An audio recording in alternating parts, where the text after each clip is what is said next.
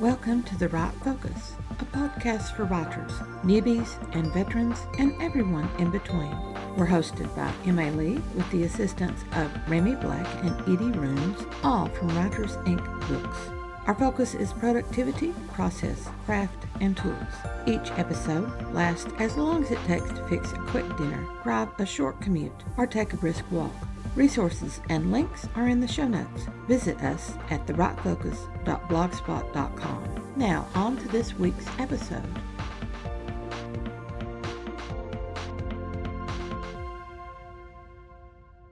Oh, I love that cup. Bring that cup back. My daughter designed that. I love that. Write hard, edit harder. Yep. I love that's that. on her Etsy shop. Okay. Give us your name and what you do, and then talk about technology that you use, that you find helpful, that you don't find helpful. And of course, we'll mention this computer crash right off the bat, which has never happened before. Never. Oh, yay. Oh, well. Tell us who you are, Rebecca. I'm Rebecca Olmstead, and I write Christian nonfiction short stories and plain mystery suspense. Okay, good. Okay. Yeah. So for the most part, I've just been flitting to and fro on different. I started with Microsoft Word, and that's usually my go-to, but then I got into Scrivener. Yeah. And sometimes I can make it work, sometimes I can't make it do what I want it to do. But that's usually what I do to make a copy to send to my editors. Right. And then I discovered Atticus, and I'm a creative, and I love the ability to add illustrations and just change the fonts and make it a beautiful book. So for my final go and before I publish, that's what I use to finish. Okay. And what about other technology that you might use? Now, I'm lowbrow technology. I consider pen and paper technology. But the Pacemaker app that Sisters in Crime was talking about, I thought, This sounds very, very good. And it does, except you have to log on to the computer every day. And I sometimes don't turn on the computer every day. Yeah. And I've tried doing it through my iPhone, and that doesn't work. It apparently is not linked, or maybe holding it in my hand prevents it from blinking. And I think to myself, okay, it's telling me how many words I need to write this month to get this project finished. But I have a calculator that I can use to divide.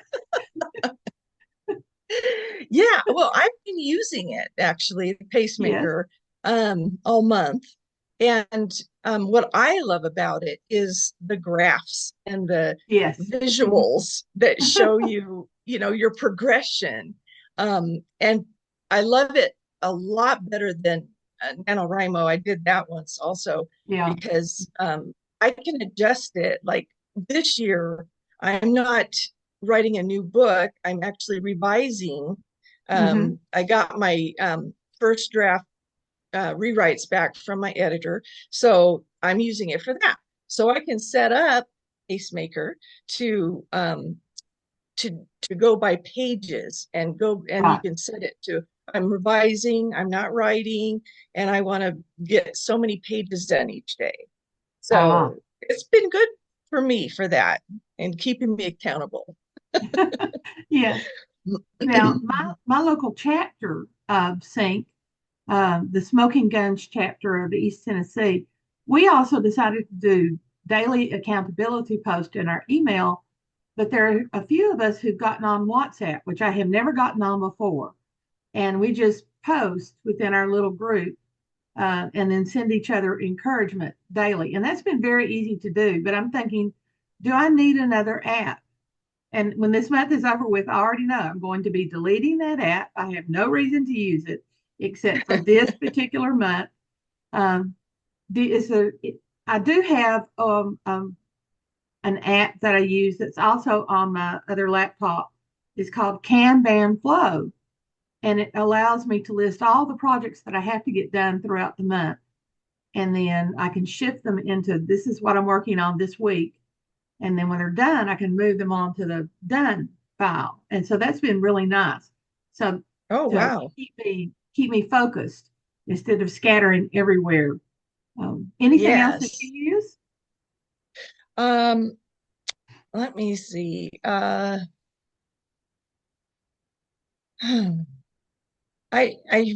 need to actually use an app like that every day.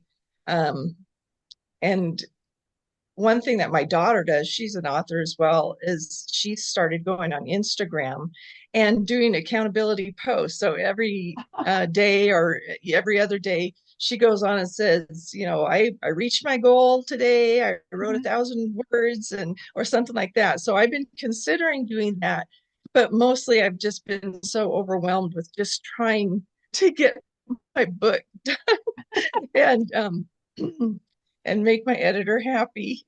So, I'm just working in Word right now. Sometimes I think, we get all of these tools coming at us, but they're more of a distraction from our job that we're supposed to be doing. And I know my time is extremely limited. I woke up yesterday at 4 o'clock. So I got up and I thought I'll write my 500 words that I didn't get Sunday, and I'll write the ones for Monday as well. And that took me my 2 hours before I got around to making my coffee and things. But then my morning went in such a way that I had no spare time. And my afternoon went away and my evening went away. So that's the kind of hectic days that sometimes happen. And if I had multiple apps to deal with, or posting on Instagram or posting on YouTube or something like that, I'm not sure that I would have time to do the actual writing. Right. To, And that's yeah. exactly what I've faced. And so I'm trying to force myself into a pattern where I write, a certain amount of days a week are just for writing. And then maybe one day a week is for answering emails, posting, doing that other stuff that needs to be done. If you Yes. run ads, which I'm not at the present time, but because I'm so slow at getting social media done, Mhm. I found out my book won another award, and oh, you're supposed to post on Congratulations. here and here, and then and it took me all day. When I finished, it was 5 o'clock, and I was like, wait a minute. Yeah, so Yeah. that's what I'm trying to make myself do. Just need to be.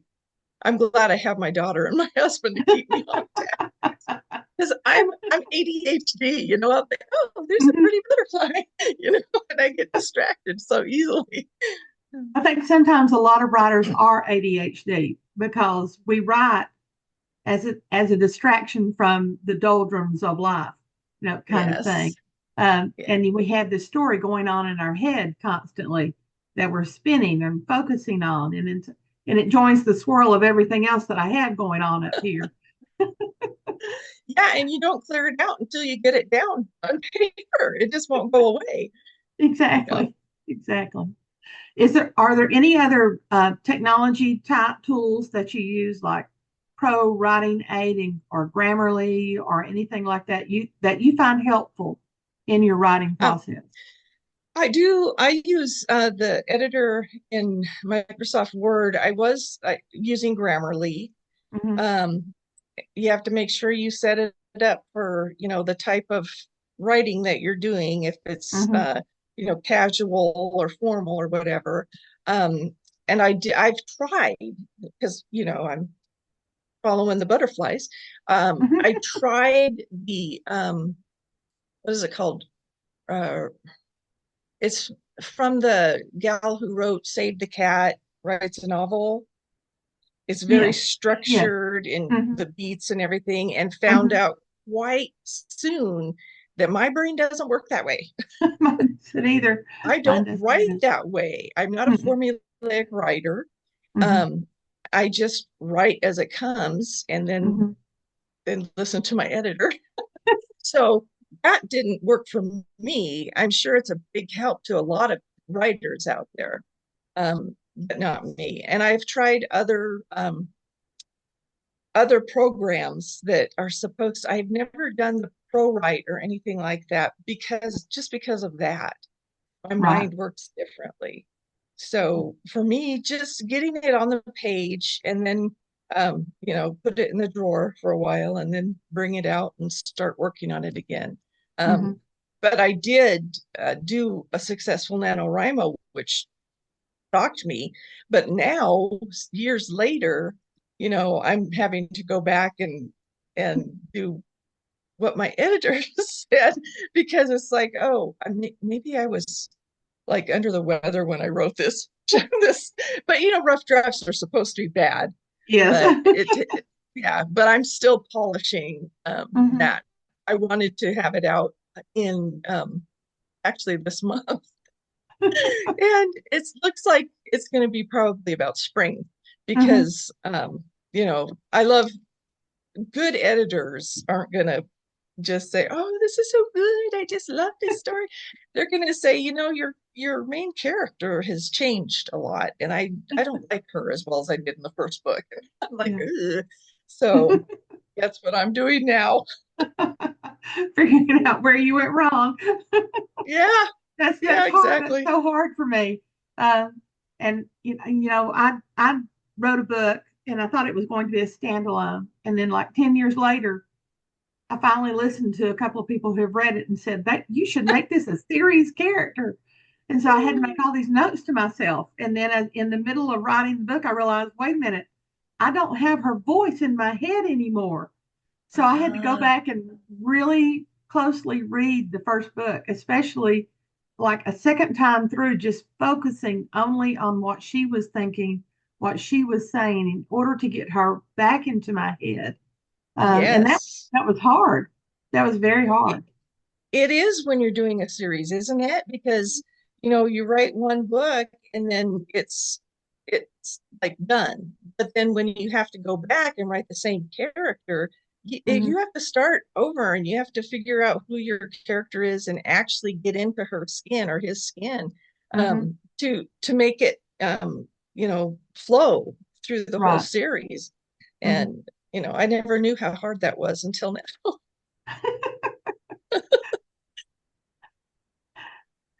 Talk to me about your productivity. When you first started, you mentioned a little bit about it, versus now.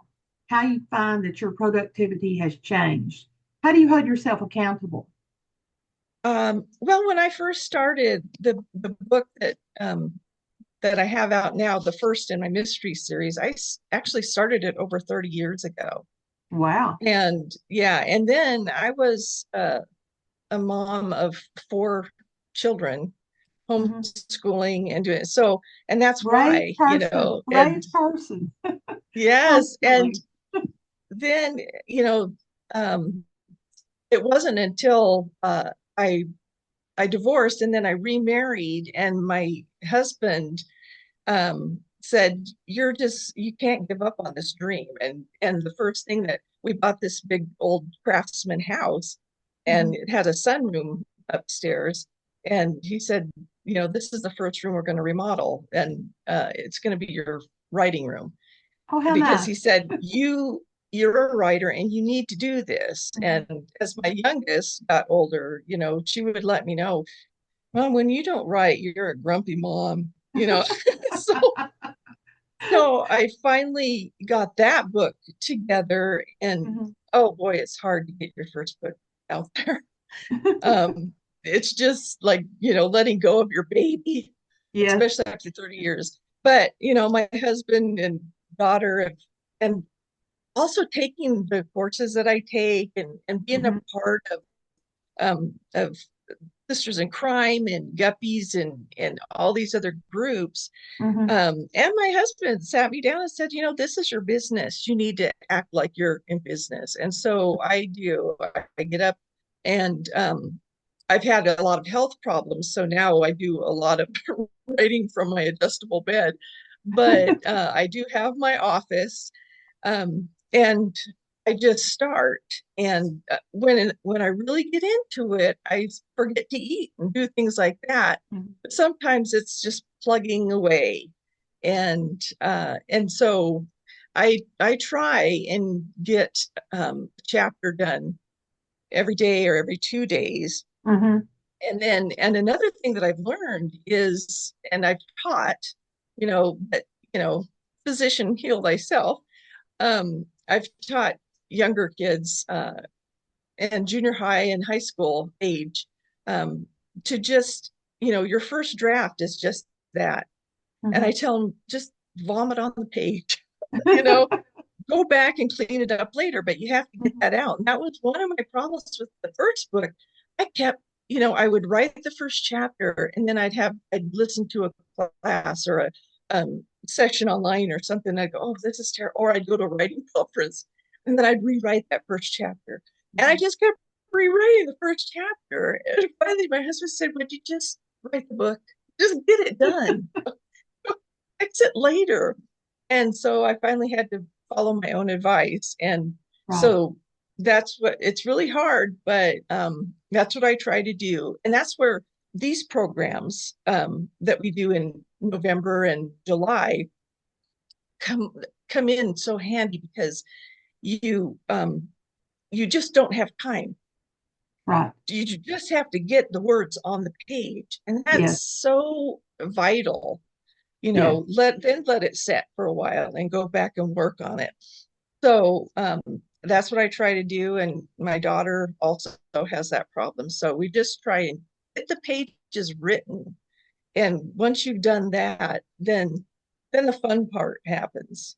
Yeah. So I write until, I write until, well, when I'm really into it, I forget. I lose track of time, and my daughter will come in and say, yeah, it's 7 o'clock, Mom. You need to stop. And she told me, you can't just sit in the house and write all day. You need to get a life, because you're a workaholic.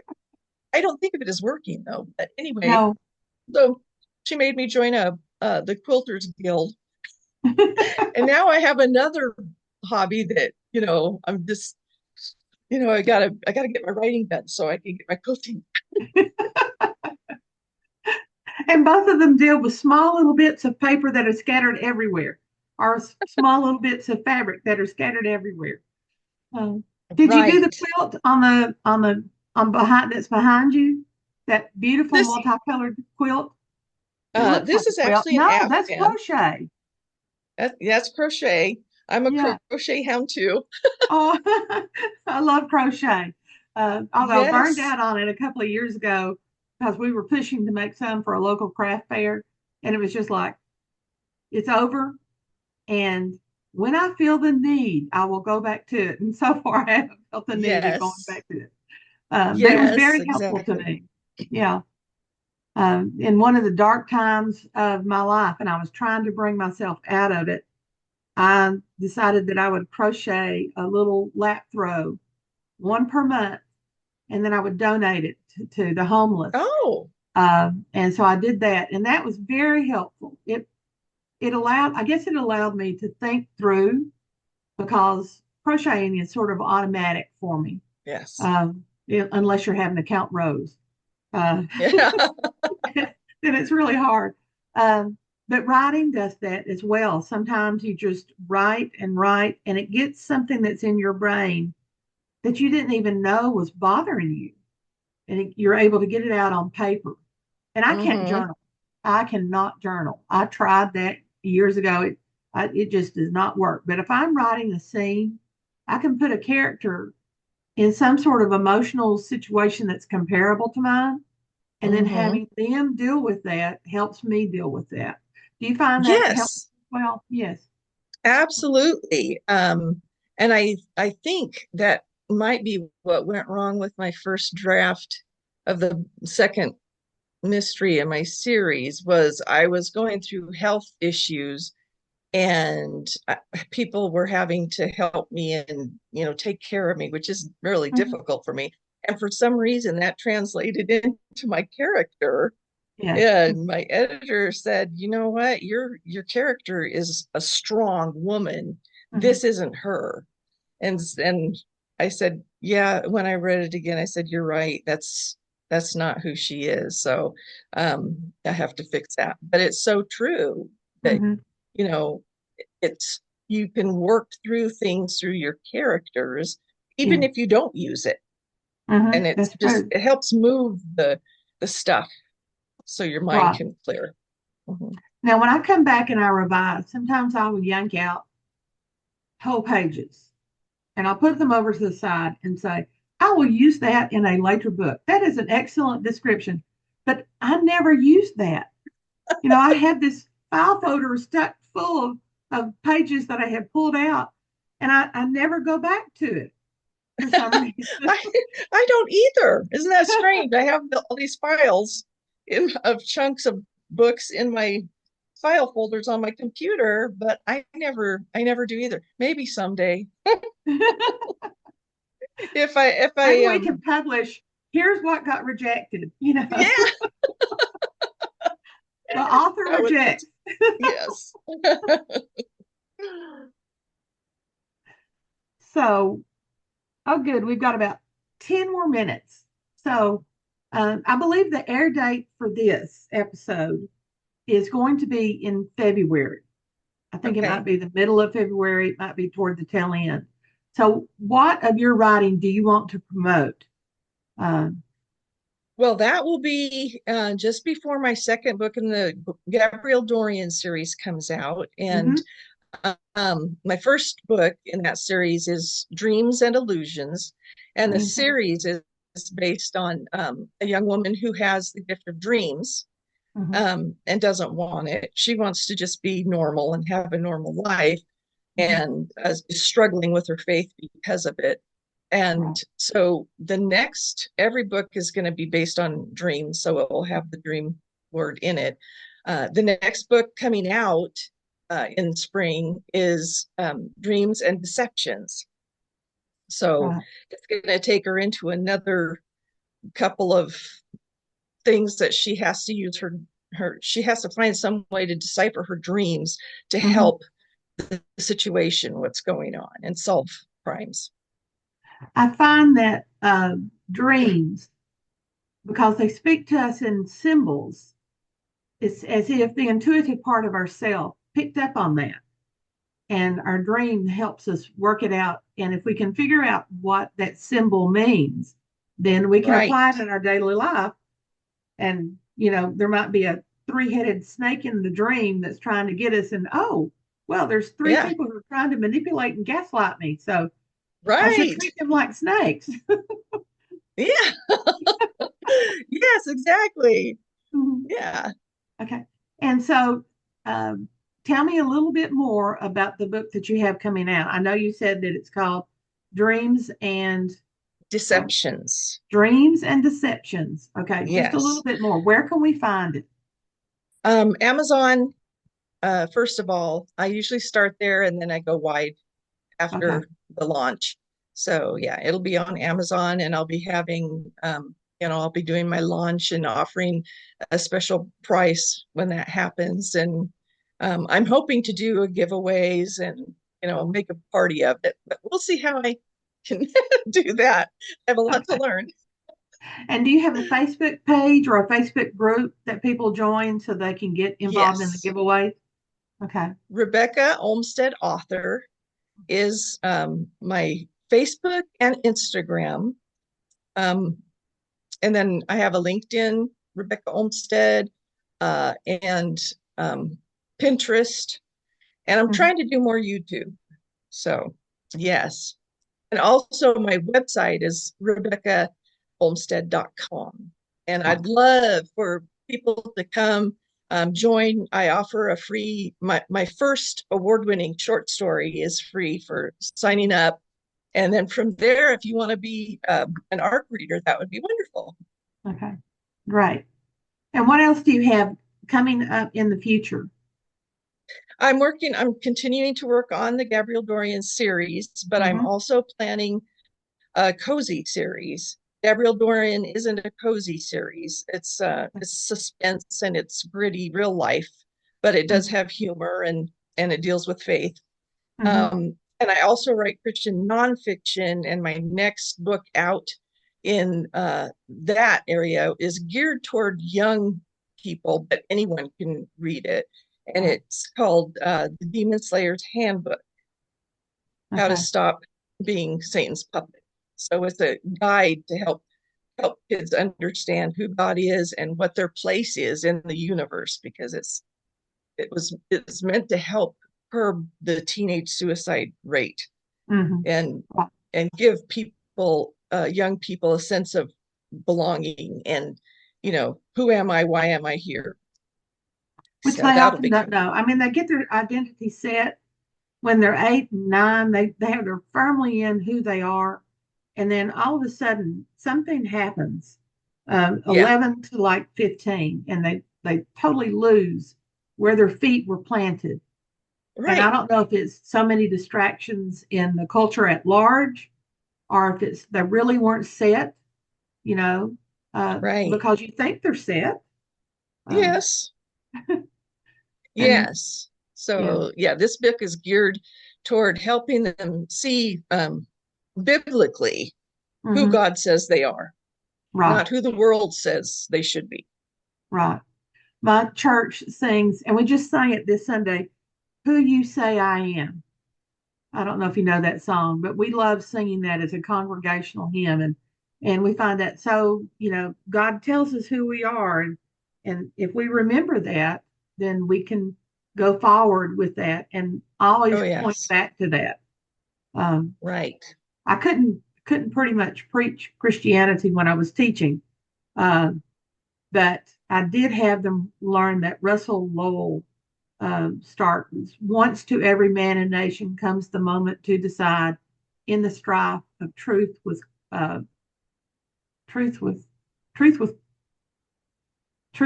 it's got to be evil. I know it's evil, but I don't think evil's the word. In the strife of truth with conflict for the good or evil side. And once you make that decision, everything else falls into that, as long as you remember that is your decision. If you decide I'm not going to drink, then you don't ever have to answer that question again. If you decide I'm not going to do this, and so you don't ever have to answer a question that's comparable to that again. Right. So that's very helpful. And I did have a few students come back and say, that helped me in college, Miss Dunn. Wow. And I was going like, oh, good. Yay. That's awesome. Yeah. They might not remember anything at all about the literature and the poems that we were studying, but they remembered the philosophy. So that was important. Yes. Yes. Anything else you want to promote? Well, not that I can think of. I'm just excited to be here, and I hope people who haven't read my book will go and read, and please post reviews. It's so good for authors to know, even if you weren't that crazy about it, talk to us and let us know. Yeah. And we love to hear from our readers always. Because they're why we do what we do. Because we thrive on reviews. If we get one good review, it just sends us, the next 100,000 words. We're just flying. Yes. Yes. Okay. All right. According to my timer, our time is, I got 31 seconds. So we better be quiet. Thank you so much, Rebecca. Thank you for having me. Gabrielle Dorian Mysteries, Dreams and Deceptions. No. The first one is Dreams and Illusions. And the second one will be Dreams and Deceptions. Okay, great. Yes. Thank you so much. Thank you for having me. It's been a pleasure. Thanks for listening to The Right Focus, a podcast for writers at all levels, hosted by Emma Lee from Writers Inc. Books, assisted by Renee Black and Edie Runes. Our focus is productivity, process, craft, and tools. Music is licensed through Audio Jungle, called Background Music Loop. Its creator is Alexander Polishchuk, known on Audio Jungle as Plastic 3. The music comes in different iterations. Show notes and resource links for this and other episodes can be found at thebrightfocus.blogspot.com. Write to us at winkbooks@aol.com when you have questions, comments, and speculations. We will try to answer you as quickly as possible. By the way, we will not mind your email address. That's rude. If you find value in our content, share with your writing friends or write a review. We're small beans here without the advertising budget of the big peeps, and you can make a difference. And whatever occurs, write on.